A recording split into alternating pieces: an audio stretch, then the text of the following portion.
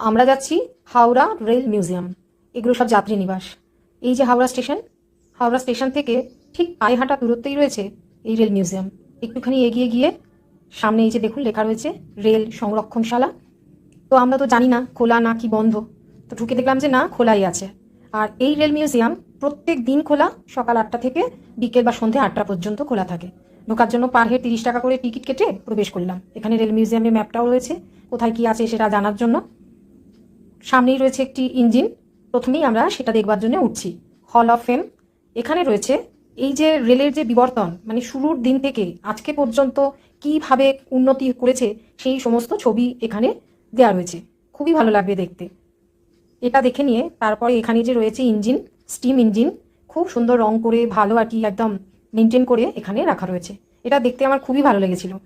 Toy ট্রেনের engine কত পুরনো, এগুলোকে এখানে রাখা রয়েছে যাতে আমাদের মতন মানুষ এসে দেখতে পারে আগেকার দিনের রেলের কিভাবে আর কি তাদের ফাংশন ছিল। আর এখানে সমস্ত বোর্ডের মধ্যে নিয়মাবলী, মানে নিয়মগুলো লেখা রয়েছে, ঘটনাগুলো লেখা রয়েছে হিন্দিতে আর ইংলিশে।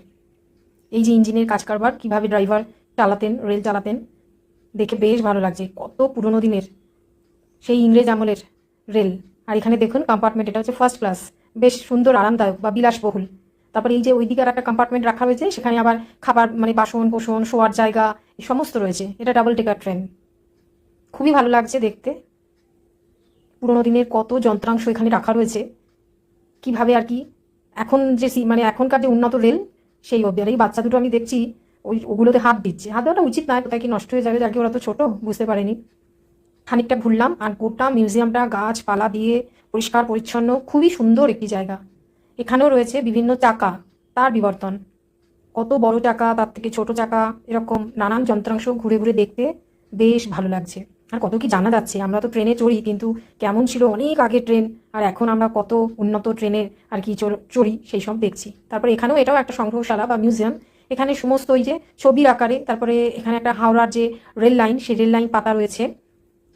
এখানেও অনেক, যেটা হচ্ছে কাঠের ব্লেড এই ফ্যানটায়, এই যে এখানে সাইনবোর্ডে সেরকমই লেখা রয়েছে কত ভোল্টেজ সব কিছু। এটা অয়েল ল্যাম্প, পুরোনো দিনের। হাওড়া স্টেশনের একটা ছোট্ট মডেল করা রয়েছে ভেতরে। সব মিলিয়ে খুবই ভালো লাগবে দেখবার জন্য। আর একদম হাওড়া স্টেশনের কাছাকাছি এই মিউজিয়াম। যদি সময় সুযোগ হয় অবশ্যই এসে ঘুরে যাবেন।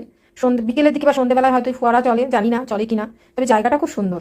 আর এত পরিষ্কার পরিচ্ছন্ন, অনেক গাছপালা রয়েছে। তার আগে তো আমরা টয় ট্রেন চেপেছিলাম পার হেড 30 টাকা করে দিয়ে।